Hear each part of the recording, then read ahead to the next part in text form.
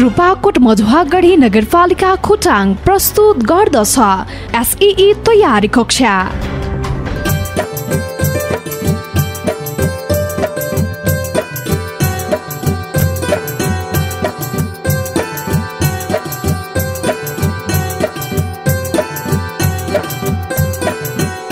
घरमै बसेर एसईई को तयारी गरौं। नमस्कार, म शिखर गजरकोटे। एसईई तयारी कक्षा खोटाङको दिक्तेल रूपाकोट मझुवागढी नगरपालिकाको सहयोगमा उत्पादन तथा प्रसारण गरिएको हो।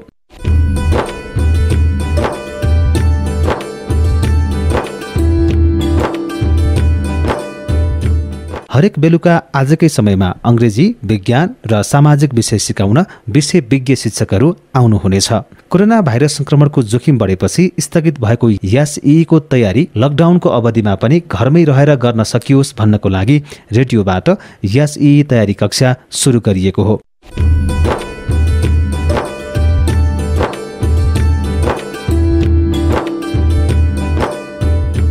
आज विज्ञान विषयको सिकाइरहनेछ। विद्यार्थी भाइ बहिनीहरूलाई सिकाउनको लागि तयारी हुनुहुन्छ सरस्वती मावि दिक्तेलका विज्ञान शिक्षक केशर कुमार राई। नमस्कार, म केशर कुमार राई, विज्ञान शिक्षक। अहिले विश्वभर कोरोना भाइरस कोभिड-19 फैलिरहेको स्थिति छ, जसको कारणले गर्दाखेरि विश्वमा धेरैजसो मानिसहरू लकडाउनमा घरमै बसिरहेको स्थिति छ। हाम्रा एसईई दिने भाइ बहिनीहरू पनि घरमै बसेर अध्ययन गरिराख्नु भएको स्थिति छ। त्यसैले एसईई का विद्यार्थीहरूलाई लक्षित गरेर विज्ञान सामग्री, विज्ञान सम्बन्धी एसईईका लागि सपोर्ट होस् भन्नका लागि केही सामग्री प्रस्तुत गर्न लागिरहेको छु। त्यही सन्दर्भमा भाइ बहिनीहरू, आज म भौतिक विज्ञान अन्तर्गत फोर्स यानी कि बल भन्ने पाठ चर्चा गर्न चाहन्छु। हामीलाई सबैलाई थाहा भएकै कुरा हो, बल एउटा बाहिरी एजेन्सी हो, एक्सटर्नल एजेन्सी हो, बाहिरी कारक तत्त्व हो, जसले स्थिर वस्तुलाई चालमा ल्याउँछ र चालमा भएको वस्तुलाई स्थिर अवस्थामा ल्याउँछ।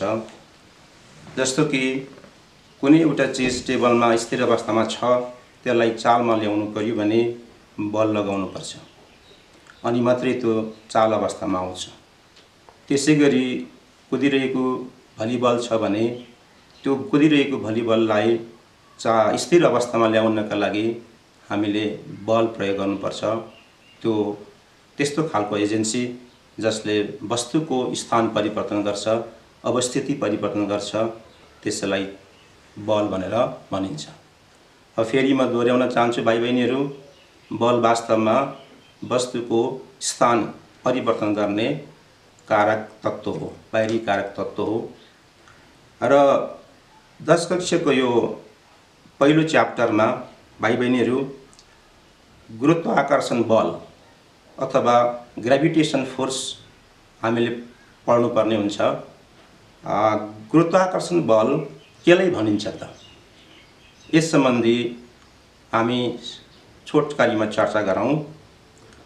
ब्रह्माण्डमा भएका कुनै पनि दुई वस्तुहरू बीच परस्पर एकअर्कामा तानातान गर्ने बललाई गुरुत्वाकर्षण बल भनिन्छ। जस्तो पृथ्वी र चन्द्रमा दुईटा वस्तुहरू भयो, पृथ्वीले चन्द्रमालाई आफूतिर तान्छ, चन्द्रमाले पनि पृथ्वीलाई आफूतिर तान्छ। यसरी यो ब्रह्माण्डमा भएका दुईटा वस्तुहरू परस्पर तानातान गर्ने, आकर्षण गर्ने बललाई हामी गुरुत्वाकर्षण बल भनेर भन्छौँ। र यो संसारमा हरेक वस्तुहरू, साना या ठुला जुनसुकै वस्तुहरू पनि गुरुत्वाकर्षण बलले प्रभावित भएका हुन्छन्। र भाइ बहिनीहरू, यस सिलसिलामा, यस सन्दर्भमा हामीले दुईवटा सिद्धान्तका बारेमा थाहा पाउन आवश्यक हुन्छ। पहिलो सिद्धान्त म तपाईहरुलाई भन्न चाहन्छु, पृथ्वी केन्द्रित सिद्धान्त, अर्थात् त्यसलाई अंग्रेजीमा भन्दा जियोसेन्ट्रिक थ्योरी। जियोसेन्ट्रिक थ्योरीले के भन्छ त? त्यसको भनाइ के छ भने ब्रह्माण्डको बीचमा केन्द्रमा पृथ्वी छ र पृथ्वीलाई सबै आकाशीय पिण्डहरूले ग्रह उपग्रह अन्य चिजहरूले वरिपरि परिक्रमा गरिरहन्छ भन्ने जुन सिद्धान्त छ त्यो सिद्धान्तलाई हामी पृथ्वी केन्द्रित सिद्धान्त भनेर भन्छौँ। फेरि पनि भाइ बहिनीहरू सुन्नुहोला, हामीले आम सामान्य रूपमा देख्ने त्यस्तै जस्तो लाग्छ, पृथ्वी केन्द्रमा छ अनि हाम्रो पृथ्वीलाई सूर्यले वरिपरि घुमिरहेको जस्तो पनि लाग्छ, चन्द्रमाले वरिपरि घुमे जस्तो पनि लाग्छ र पृथ्वी केन्द्रमा भएर अरू सबै आकाशीय पिण्डले परिक्रमा गरिरहेको जस्तो लाग्छ। र यो सिद्धान्तलाई जो पृथ्वी केन्द्रमा हुन्छ है भन्ने खालको सिद्धान्तलाई पृथ्वी केन्द्रित सिद्धान्त अर्थात् जियोसेन्ट्रिक थ्योरी भनेर भनिन्छ। यो आजभन्दा करिब करिब 500 वर्ष अगाडि अथवा 16औं शताब्दी भन्दा अगाडि यो मान्यता प्रबल रूपमा रहेको थियो। यो विश्वास, यो सिद्धान्तलाई विशेष विश्वास गरिने अवस्था थियो। तर यो सिद्धान्त आफैमा सत्य थिएन। कालान्तरमा यो सिद्धान्तलाई गल्ती साबित गर्दै त्यसको ठाउँमा नयाँ सिद्धान्त प्रतिपादन भएको छ। त्यो सिद्धान्त हो सूर्य केन्द्रित सिद्धान्त अर्थात् हेलोसेन्ट्रिक थ्योरी। सूर्य केन्द्रित सिद्धान्तमा चाहिँ ब्रह्माण्डमा केन्द्रमा सूर्य हुन्छ, सूर्यको वरिपरि ग्रहहरू उपग्रहहरू अन्य आकाशीय पिण्डहरूले परिक्रमा गर्छ भन्ने जुन मान्यता छ, जुन सिद्धान्त छ, यस सिद्धान्तलाई भाइ बहिनीहरू हेलियोसेन्ट्रिक थ्योरी यानि कि सूर्य केन्द्रित सिद्धान्त भनेर भनिन्छ। र यो यथार्थ, यो सत्य, यो फ्याक्ट अहिलेसम्म कायमै रहेको स्थिति छ। भाइ बहिनीहरू, हामी सूर्य केन्द्रित सिद्धान्तलाई नै आजभोलि आजको दिनसम्म सत्य भएको, यथार्थ भएको बुझ्नुपर्ने हुन्छ। त्यसपछि भाइ बहिनीहरू, अब गुरुत्वाकर्षण बलको कारणले गर्दाखेरि यो संसारमा विभिन्न किसिमका असरहरू देख्छौँ। जस्तो समुद्रहरूमा ज्वारभाटाहरू उत्पन्न हुन्छ, समुद्रको पानीको तहहरू माथि माथि बढेको हामीले सुनेका छौँ, कहीँ कतै देखेका पनि छौँ। यो असर ग्रेभिटेसन फोर्सको कारणले गर्दा भएको हो। ग्रेभिटेसन फोर्स फेरि तपाईहरुले याद गर्नुपर्ने कुरो छ, ब्रह्माण्डमा भएका हरेक दुई वस्तुहरू बीच एक अर्कामा परस्पर म्युचुअली तानातान गर्ने, आकर्षण गर्ने बललाई गुरुत्वाकर्षण बल भनिन्छ। र यो गुरुत्वाकर्षण बल दुईटा कुरामा भर परेको हुन्छ। भाइ बहिनीहरू, वस्तुहरूको पिण्डमा भर पर्छ एउटा, अर्को वस्तुहरू बीचको दूरीमा भर पर्छ। पिण्ड र दूरी बीचमा दूरीले ग्रेभिटेसन फोर्सलाई, गुरुत्वाकर्षण बललाई प्रभाव पार्दछ। यस सम्बन्धी न्युटनको विश्वव्यापी नियम यहाँहरूले सुन्नुभएकै छ होला, त्यसलाई फेरि पनि म दोहोर्याउन चाहन्छु, रिपिट गर्न चाहन्छु। न्युटनको गुरुत्वाकर्षण सम्बन्धी विश्वव्यापी नियम अनुसार दुई वस्तुहरू बीच उत्पन्न हुने गुरुत्वाकर्षण बल F दुई वस्तुहरूको पिण्डको गुणनफलसँग समानुपातिक हुन्छ। अर्थात् पिण्डहरूको गुणनफल र गुरुत्वाकर्षण बलको सम्बन्ध, रिलेसन समानुपातिक हुन्छ। समानुपातिक भनेको सम्भवतः केही भाइ बहिनीलाई थाहा नहुन सक्छ। त्यस्तो सम्बन्ध दुईटा भेरिएबलहरू बीच, दुईटा चलहरू बीच त्यस्तो सम्बन्ध जो एउटा बढ्यो भने अर्को पनि बढ्ने, अनि पहिलो बढ्यो घट्यो भने दोस्रो पनि घट्ने, त्यस्तो खालको सम्बन्धलाई, रिलेसनलाई समानुपातिक सम्बन्ध भनेर भन्छौँ। यसबाट स्पष्ट हुन्छ भाइ बहिनीहरू, दुईटा वस्तुहरू बीच, दुईटा वस्तुको पिण्डहरू बढ्यो भने, पिण्ड धेरै भयो भने, मास धेरै भयो भने तिनीहरू बीच तानातान गर्ने बल पनि धेरै हुन्छ। मानौँ 10 र 20 केजीका दुईटा वस्तुहरू छ, ती वस्तुहरूलाई एउटा निश्चित दूरीमा राखेको छौं अनि तिनीहरू बीच एकअर्कामा तानातान गर्ने बल, गुरुत्वाकर्षण बल, ग्राभिटेसन फोर्स कम हुन्छ। जबकि त्यो पिण्डलाई हामीले बढायौं, त्यो 10 केजीको पिण्डलाई 100 केजीको र अहिलेको 20 केजीकोलाई अर्कोलाई चाहिँ 200 केजीको बनायौं भने त्यति बेला पिण्डहरू धेरै भयो। पिण्ड धेरै हुने बित्तिकै ठूला ठूला पिण्डहरूले एकअर्कामा तानातान गर्ने बल, गुरुत्वाकर्षण बल, ग्राभिटेसन फोर्स बढी हुन्छ। त्यसैले न्युटनले भनेको पहिलो नियम गुरुत्वाकर्षण बल पिण्डहरूको गुणनफलसँग समानुपातिक हुन्छ। F is directly proportional to m1 and m2। m1 भनेको वस्तुको पहिलो पिण्ड सम्झनुहोस्, m2 भनेको दोस्रो वस्तुको पिण्ड सम्झनुहोस्, F भनेको भाइ बहिनीहरू त्यो दुईटा वस्तुहरू बीच तानातान गर्ने ग्राभिटेसन फोर्स गुरुत्वाकर्षण बल सम्झनुहोस्। फेरि सम्झनु होला, F is directly proportional m1 into m2। दुईटा वस्तुहरू बीच लाग्ने गुरुत्वाकर्षण बल ती दुई वस्तुहरूको पिण्डको गुणनफलसँग समानुपातिक हुन्छ। पिण्ड बढ्यो भने गुरुत्वाकर्षण बल पनि बढ्छ, पिण्ड घट्यो भने गुरुत्वाकर्षण बल पनि घट्छ। त्यसैगरी दोस्रो भागमा न्युटनले के भनेको छ भने गुरुत्वाकर्षण बल वस्तुहरूको केन्द्र बीचको दूरीको वर्गसँग व्युत्क्रमानुपातिक हुन्छ। अर्थात् दुईटा वस्तुहरूको दूरी बढायो भने, टाढो भयो भने तिनीहरू बीच तानातान गर्ने बल कम हुन्छ। ती वस्तुहरू नजिक ल्यायो भने जब दूरी घट्छ अनि तिनीहरू बीच तानातान गर्ने बल, गुरुत्वाकर्षण बल धेरै हुन्छ। त्यसैले यदि सूर्य र पृथ्वी अझै नजिक ल्याएको स्थिति हुने हो भने, नजिक आउने हो भने त्यति बेला गुरुत्वाकर्षण बल तिनीहरू बीच लाग्ने तान्ने बल चाहिँ बढी हुन्छ, धेरै हुन्छ। त्यसैले भाइ बहिनीहरू दूरीसँग चाहिँ ग्राभिटेसन फोर्सको सम्बन्ध उल्टो छ। एउटा बढ्दा अर्को घट्छ। दूरी घट्यो भने तान्ने बल बढ्छ, दूरी धेरै भयो भने, बढ्यो भने एकअर्कामा तिनीहरू बीच तान्ने बल चाहिँ घट्छ। त्यसैले व्युत्क्रमानुपातिक सम्बन्ध छ, इन्भर्सली प्रोपोर्सनल छ।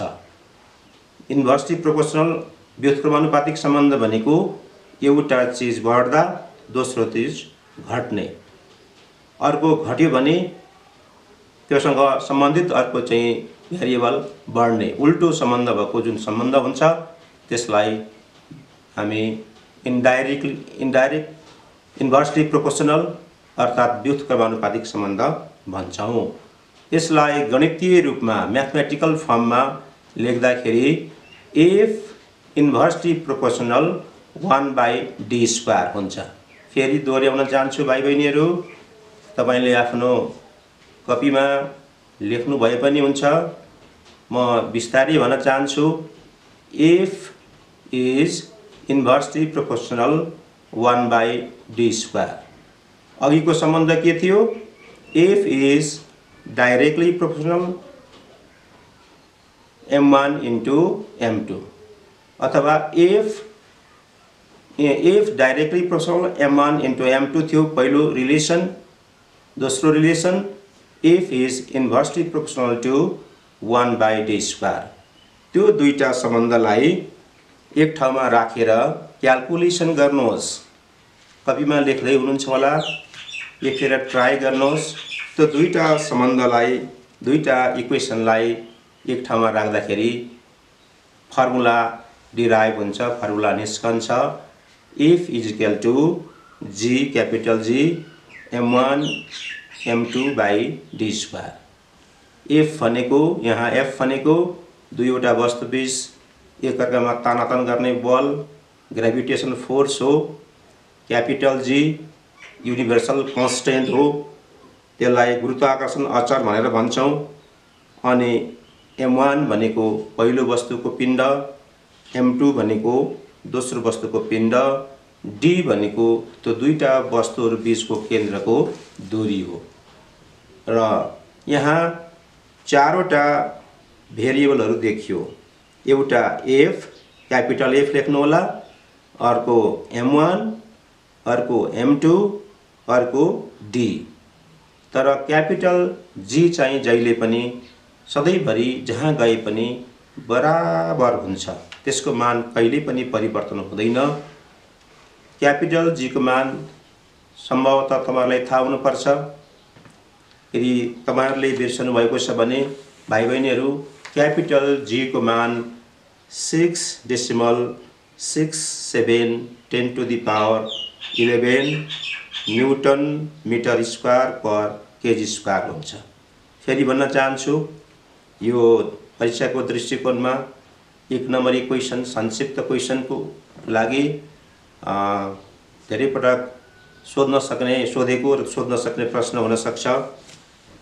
क्यापिटल जी को मान भ्यालु 6.67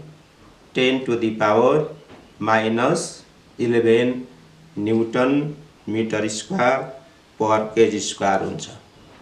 यसको एकाइ नबिर्सिकन हामीले लेख्नुपर्ने हुन्छ। यदि तपाईले एकाइ लेख्न बिर्सनु भयो भने 0.5 तपाईलाई 0.05 आदि नम्बर काट्न सक्छ। त्यसैले जहिले पनि एकाइ लेख्नका लागि तपाईहरुले विशेष ध्यान दिनुपर्ने हुन्छ। भाइ बहिनीहरु, जी क्यापिटल जी अर्थात गुरुत्वाकर्षण अचर केलाई भनिन्छ भनेर धेरै पटक एससीमा सोधेको छ। फेरि भन्न चाहन्छु, ग्रेभिटेशनल कन्स्टेन्ट गुरुत्वाकर्षण अचर केलाई भनिन्छ भनेर छोटकरीमा प्रश्न सोधेको पाइन्छ। त्यसलाई परिभाषित गर्नु पर्यो भने 1 किलोग्राम पिण्ड भएका दुईवटा वस्तुहरू, मानौ एउटा हातमा 1 केजीको वस्तु लिनुहोस्, अर्को हातमा 1 केजीको वस्तु लिनुहोस्, त्यसलाई 1 मिटर पर लानुहोस्। त्यो दुईटा वस्तु बीच तानातान गर्ने बल जति हुन्छ हो त्यसलाई गुरुत्वाकर्षण अचर भनेर भनिन्छ। फेरि भन्छु भाइ बहिनीहरु, तीनवटा एक, पहिलो पिण्ड 1 केजीको, दोस्रो पिण्ड 1 केजीको र तिनीहरू बीचको दूरी 1 मिटरको। 1 केजी, अर्को हातमा पनि 1 केजी र बीचमा 1 मिटर भएमा ती दुईटा पिण्डहरू बीच, दुईटा मासहरू बीच उत्पन्न हुने ग्रेभिटेशनल फोर्सलाई नै हामी गुरुत्वाकर्षण अचर अथवा ग्रेभिटेशनल कन्स्टेन्ट भनेर भन्छौं। र यसलाई तपाईहरुले विशेष ध्यान दिनुपर्ने हुन्छ। फेरि भाइ बहिनीहरु, यो महत्त्वपूर्ण प्रश्न भएकोले अन्तमा दोहोर्याउन चाहन्छु, यो फेरि दोहोर्याउन चाहन्छु। 1 किलोग्राम पिण्ड भएका दुईवटा वस्तुहरू 1 मिटर दूरीमा राख्दा उत्पन्न हुने गुरुत्वाकर्षण बललाई नै गुरुत्वाकर्षण अचल ग्रेभिटेशनल कन्स्टेन्ट भनेर भनिन्छ। यसलाई सधैँभरि क्यापिटल जी ले डिनोट गर्नु होला, जनाउनु होला, संकेत गर्नु होला। स्मल जी लेख्नुभयो भने त्यो राम्रो हुँदैन। स्मल जी भनेको अर्कै चीजलाई हामी डिनोट गर्छौं। त्यसले क्यापिटल जी तपाईले सधैँभरि ग्रेभिटेशनल कन्स्टेन्टलाई क्यापिटल जी ले संकेत गर्नुपर्छ, त्यसलाई देखाउनुपर्छ। र भाइ बहिनीहरु, यो ग्रेभिटेशनल फोर्स को विभिन्न अवस्थामा, कन्डिसनमा कस्ता खालको स्थिति सृजना हुन्छ त? अब त्यसबारेमा हामी अलिअलि छलफल गरौं। पहिलो कन्डिसन, पहिलो अवस्था दूरीलाई स्थिर राख्ने, दूरीलाई तलमाथि नपार्ने, सधैँभरि दूरी चाहिँ कन्स्टेन्ट राख्ने। तर पिण्डलाई परिवर्तन गर्दा के हुन्छ हामी छलफल गर्न चाहन्छौं। छलफल गरौं। दूरी सधैँभरि कन्स्टेन्ट होस्, डिस्टेन्स अलवेज कन्स्टेन्ट, सधैँभरि कन्स्टेन्ट राख्नु होला। र त्यसका मासलाई, पिण्डहरूलाई चाहिँ परिवर्तन गर्दा कस्तो खालको रिजल्ट, कन्क्लुजनहरू निस्कन्छ, एकखेर छलफल गरौं। यसका लागि भाइ बहिनीहरूले अलिकति लेख्न पनि आवश्यक हुन्छ। त्यसैले भाइ बहिनीहरू, तपाईहरुले कलम र कपी लिएर यसका केही डेरिभेसनहरू केही क्याल्कुलेसनहरू गर्न प्रयास गर्नुहोस् है त। ल अप्ठ्यारो छैन, भाइ बहिनीहरू तयारी भइसक्नु भएको स्थिति हुनसक्छ। म सुरु गर्न चाहन्छु। मानिलिउँ पहिलो पिण्ड M1 छ। फेरि भन्छु, पहिलो पिण्डलाई हामी M1 मानौँ, दोस्रो पिण्डलाई M2 मानौँ। पहिलो मासलाई M1, दोस्रो मासलाई M2 मानौँ। तिनीहरू बीचको दूरीलाई d स्मल d ले जनाऊँ। भाइ बहिनीले जनाउनु भयो होला।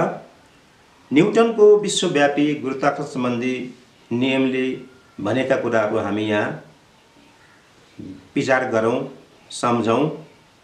न्युटनका अनुसार F is equal to G M1 into M2 by d square. फेरि भन्न चाहन्छु, ती दुईटा वस्तुहरू बीच तानातान गर्ने बल निकाल्ने सूत्र के रे भाइ बहिनीहरू? Capital F is equal to capital G M1 into M2 by d square. Capital F भनेको के रे भाइ बहिनीहरू? ग्रेभिटेसनल फोर्स, गुरुत्वाकर्षण बल। क्यापिटल G भनेको के भाइ बहिनीहरू? यो भनेको gravitational constant M1 into M2 by d square. यो फर्मुला तपाईले लेखिसक्नुभयो होला। अब पिण्डलाई चेन्ज गरौँ, पिण्ड परिवर्तन गरौँ।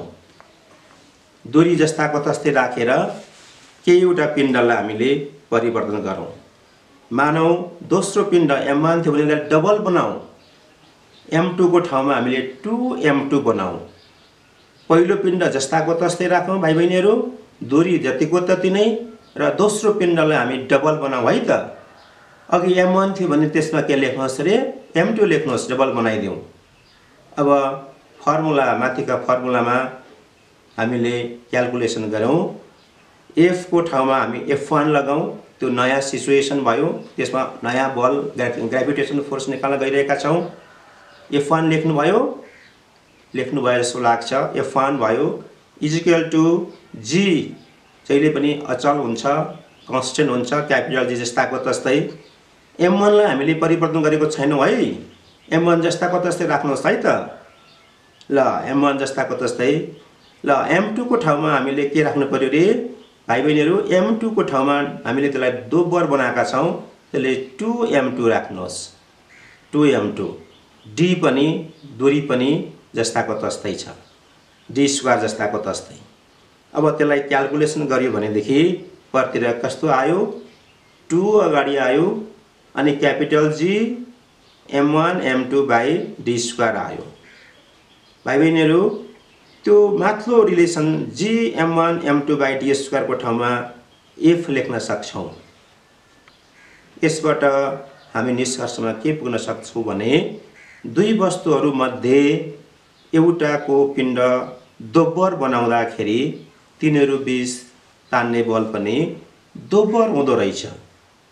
पिण्ड बढ्यो भने बल पनि बढ्दो रहेछ, गुरुत्वाकर्षण बल पनि बढ्दो रहेछ। म्याथमेटिकल्ली, गणितीय रूपमा पनि त हामीले देखाउन सक्यौँ होइन र? यसबाट फेरि पनि भन्न चाहन्छु भाइ बहिनीहरू, पिण्ड बढायो भने तिनीहरू दुई पिण्डहरू बीचको तान्ने बल ग्रेभिटेसनल फोर्स, गुरुत्वाकर्षण बल बढ्छ। एउटा पिण्डलाई दोब्बर बनायो भने तान्ने बल पनि दोब्बरै भयो। नानी बाबुहरू, अब हामी दुईटै पिण्डलाई, दुईटै मासलाई चेन्ज गरौँ, परिवर्तन गरौँ।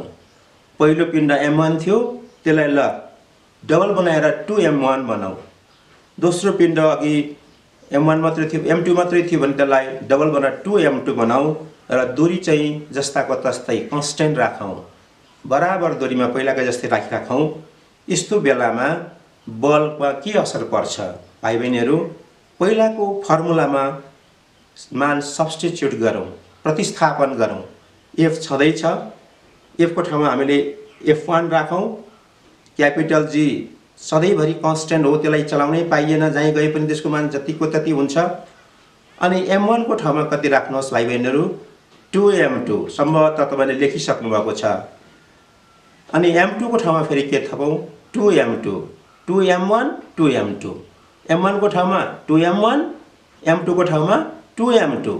फेरि भनौँ पहिलाको m1 को ठाउँमा दोब्बर भनेपछि 2m2 लेख्नुहोस्, 2m1 लेख्नुहोस्। m2 को ठाउँमा पनि डबल भनेपछि 2m2 लेख्नुहोस्। अब 2 2 जा 2 दुना 4 भयो। त्यो अगाडि ल्याउने अङ्क कन्स्टेन्ट हो।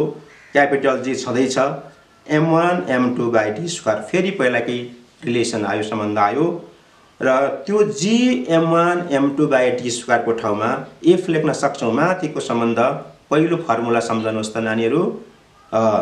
यसरी f1 = 4f आयो, अर्थात् दुई वस्तुको पिण्ड 2 गुणाले बढायो। पहिलोको पनि वस्तु पिण्ड दोब्बर बनायो, दोस्रोको पनि दोब्बर बनायो भने तिनीहरू बीच तान्ने बल 4 गुणाले बढ्दो रहेछ। पहिलो 5 केजीको एउटा m1 को मान, अर्को 6 केजीको छ, त्यसलाई दोब्बर बनाइदिउँ भने ल्याउँ। 5 लाई 10 बनाऊ, 10 केजी बनाऊ, 6 लाई 12 केजी बनायो भने तिनीहरू बीच तान्ने बल पहिलाको भन्दा 4 गुणाले बढ्दो रहेछ।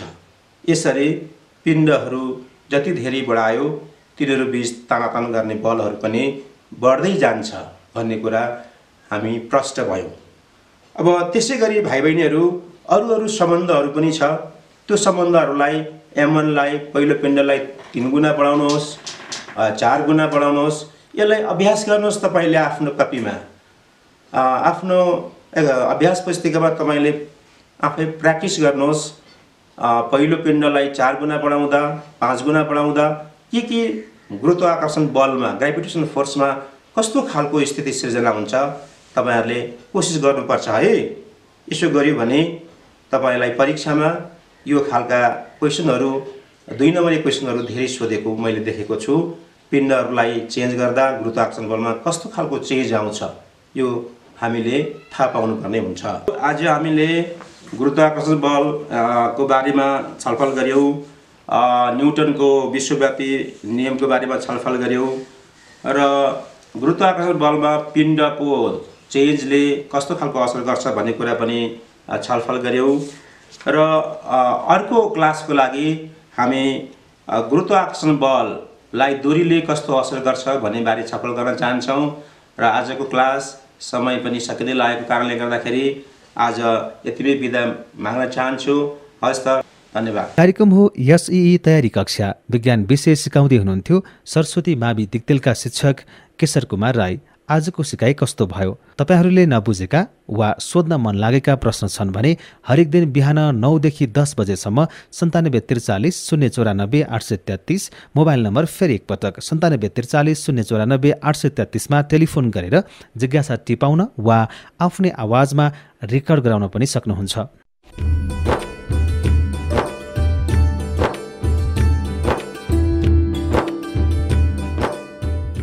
भोलि आजकै समयमा सामाजिक विषयको सिकाइको लागि तयार रहनुहोस्। कार्यक्रम उत्पादनमा सहयोग गर्ने दिक्तेलुपाकोट मजुवागढी नगरपालिका र खोटाङ सहकर्मी दिलीप खत्रीलाई धन्यवाद।